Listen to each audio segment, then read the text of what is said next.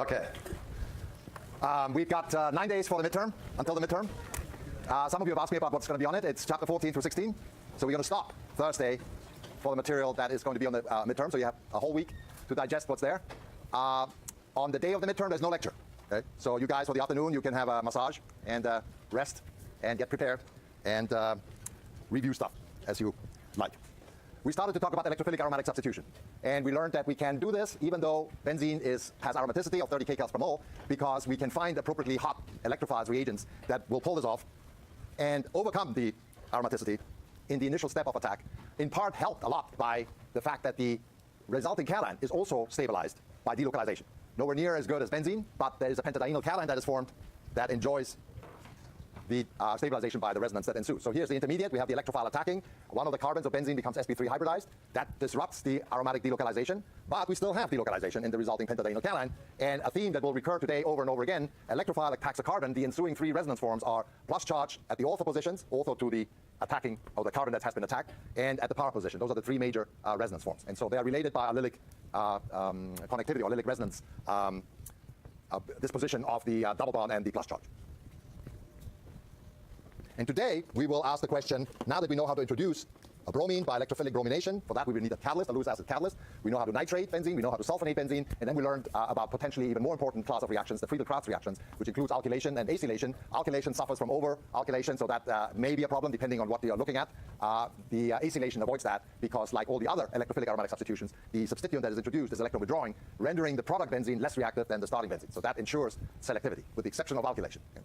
So we know all these methods, and so the question we're going to ask today is, what will the substituent, one substituent that has been introduced into the benzene ring, what will it do to the reactivity of the benzene ring with respect to a second electrophilic aromatic substitution? But before we do that, let's work a mechanism. And so this is a classic problem that does show up in all the midterms if you start looking at the midterms on the web. Oh, by the way, since 17 is not on the midterm, many of the midterms that are on the web contain problems that go into ketone chemistry, so you need to ignore those. And another question that came up, we don't do, some of the older exams have spectroscopy, we don't do spectroscopy. We stopped doing that in lecture 3-4 years ago or more. So ignore those spectral problems because spectroscopy is now dealt with in the lab. So this is a classic mechanism problem. And for mechanisms, and I'll reiterate that when we come to that in an exam, what you see is what you get. Okay? You don't add reagents, you don't do steps in terms of building up things like in a synthesis. This is a mechanism. You're supposed to explain how the left goes to the right. And again, as I often said, rather than jumping into the problem, first back off and see what's there. Okay? So there's a benzene ring, there's a haloalkane, and indeed, the crucial piece is missing. There's a Lewis acid. And we get a product. And if you look at the product, it's not a straightforward Lewis acid catalyzed alkylation or Friedel-Crafts alkylation, because that would have connected the benzene ring to this carbon. But instead, it looks like it's connected to the neighboring carbon. Okay? So something has happened. Okay? Now, which smacks of a carbocation rearrangement. But to make sure, you can also, again, use the trick of quickly adding up the components, atoms, get the molecular formula, the sum of everything that's on the left, and look at the sum of everything that's on the right. And on the right, there is also HCl. And so when you do that, you find that indeed all the carbons and hydrogens and the chlorine and everything added up adds up to exactly what's over here. So what has happened to the carbon frame, there has to be some kind of a rearrangement, okay? If you didn't guess that beforehand. Okay? So then you look at what's the reagents that are involved, aluminum chloride, and you need to remember what happens in the aluminum chloride catalyzed alkylation in the first step. And so if you know that, then you can start working towards a solution without worrying about the outcome. So that's where you get into a scenario where don't fret it if you don't know what the answer is. Just trust the process of knowing sufficient mechanisms and common sense to arrive at something that is plausible and may be correct. And in order to do that, you have to write things down. If you're not sure, you try things out on the back of the pages on the left. So that's the back of the previous page, which will be staring at you on the left side of your exam. And you start doodling, okay? You start working various possibilities, and you'll notice if you do that, hopefully you've started doing that, working the problems. Again, because this is a very visual science, things will pop in your mind. Options will become blatantly obvious. Okay?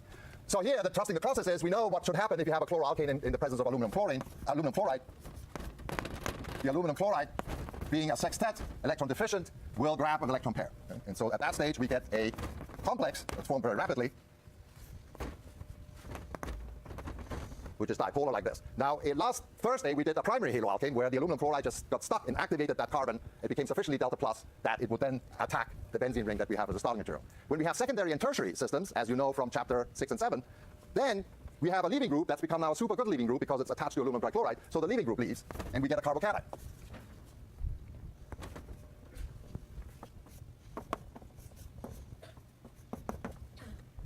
Plus aluminum tetrachloride. And I'm leaving this one dangling here because we'll come back get it back into the action. And at this stage, you can see how we can transpose the center of reactivity from this center to that center, namely by a hydride shift. So hydride shifts and carbon shifts will be part of all of your practice exams. And once you work 2 or 3 of those, your gut feeling will tell you by just staring at a problem that something like that is going on without having gone into the details yet. And then you just start the process and see what you can come up with. So in this case, this generated the tertiary carbocation. And the hydride is shifted over to this position here. And now you can see what happens next. Now you're doing the proper Friedel-Crafts alkylation, where the chloroalkane attacks the benzene ring. Let me draw it like that. And we have 3 resonance forms. And then the benzene ring loses the proton, and we get to the product. And I've run out of space.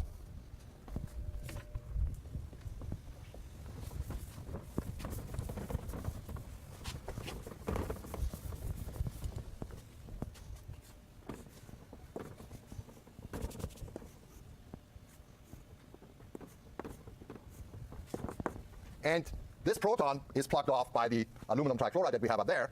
So let me use this guy to do it with, to generate the HCl plus aluminum trichloride. So remember, dangling proton isn't usually written, although we'll allow you to do that, but it's always understood that there's some nucleophilic species that plugs off the proton.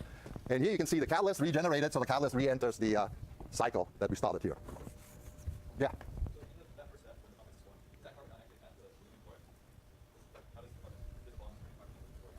That's chlorine attached to aluminum. No, that's attacking aluminum chloride. No. Okay, so it's just electron pushing. So in some cases, there may be 2 options to go. By all means, on the left of the page, you start going in one direction and see where it leads you. And typically, after just do one shift, if it's the wrong shift, you'll see, this is up shit creek, right? It doesn't go anywhere. And so you back off and try the next one. Okay? And so the one that leads to product will be the one to pick. Yeah? In exam, should we show the resonance forms? Only if I ask you to specifically show the resonance structures. Okay, so you don't have to go through all of them unless it's it's necessary, and I'm asking you to do that. And you will see now. Good question leads me right into the subject here. That it is necessary in order to predict the position of electrophilic aromatic substitution in a bunch of compounds when things become more complicated.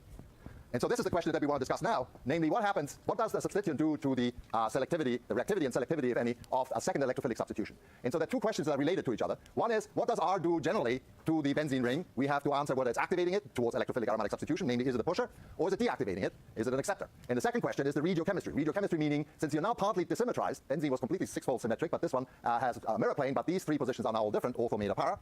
Will there be selectivity with respect to ortho, meta, para substitution? And obviously if there is, then that would be extremely useful.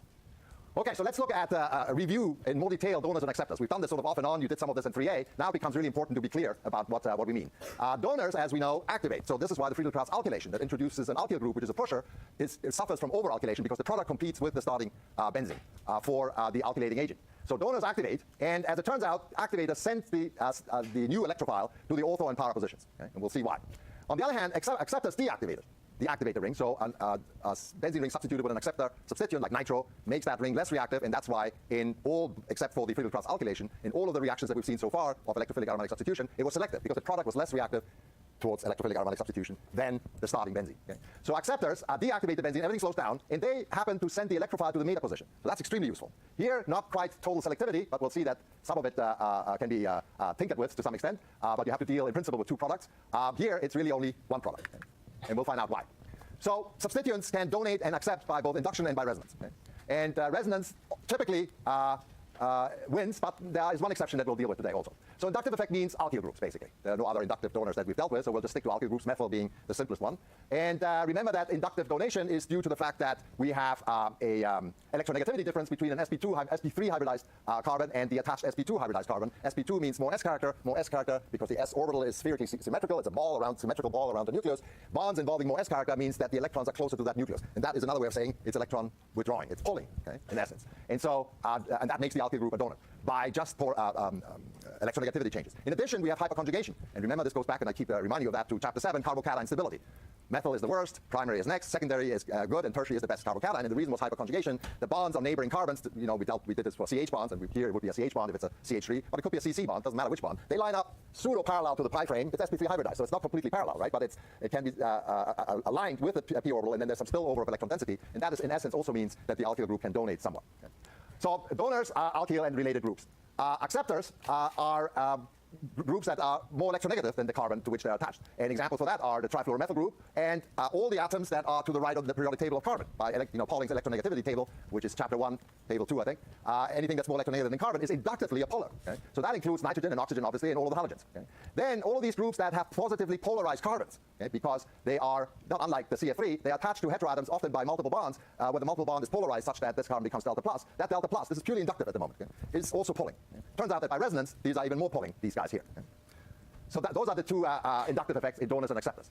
Now for the resonance effect, we invoke more resonance structures. And so donors, when they are resonating, are atoms that are attached to the benzene ring and bear at least one electron pair. An electron pair that can be used to resonate into the benzene ring. And since you're starting with a neutral in this case, you would formulate dipolar resonance structures. They're not as good as the neutral one, but they're there. Okay? And they serve to indicate this electron donation. So if you donate this electron pair in here and move this over here, is this my computer or why is it flickering like that? Or is this the machine up there? You get the negative charge here, and that negative charge onto the benzene ring means it's negatively polarized. And then you do a allylic anion resonance, put the negative charge here, put it here. So it's always the same and ortho-power relationship. And so among the donors that we have are nitrogen and oxygen and all of the halogens that in principle could be donating by resonance. As we will find out, these guys are strong activators, but halogens actually are slightly deactivating. And this is because the inductive effect and the resonance effect are very similar. This is now gross generalization. I don't want to go into specific cases, but they're inductively withdrawing by resonance are donating. The net effect is that they're slightly electron withdrawing. Okay? And here are the resonance acceptors. Here, these are the guys where we have multiple bonds, double bonds or triple bonds that are polarized, where this atom A is more electronegative than B, and so you can write a resonance form in which you have a full B plus and a full A minus. And now you can see this is basically an allylic cation, right? So you can put the plus charge here, and then you put it here, and then you put it here. Okay? And that allows you to withdraw electron density by resonance. And the typical AB features are ketones, nitriles. The nitro group we've already seen, right? Nitro actually has a formal plus charge already here, and you can write a resonance form where this electron pair goes out, and that puts two charges on the nitrogen. And you can then resonate into the benzene ring via a structure like this, and sulfonic acid and the like. Okay? So this is a little abstract. Let's look at specific cases. And so let's start with induction. And let's start with methyl. And let's start with an example. So methyl, we just established, activates the benzene ring by induction. So this guy, methylbenzene, also known as toluene, is more reactive than benzene in electrophilic aromatic substitution. And so when you treat it with bromine under the usual conditions with the Lewis acid catalyst, FeBr3, so that's part of your vocabulary now, you get monobromination. And it stops at single bromination, and you know why? Because introducing the bromine ring makes the product benzenes that are now disubstituted less reactive than the starting benzene. And notice that there's selectivity. It's ortho-para selective. Meta, very little meta. This was determined by gas chromatography. There's a trace of meta, but in the end, it's really essentially only ortho and para. And notice that there's an unusually large amount of para, and the reason for that is a twist that is superimposed on all of this jazz, namely steric effects.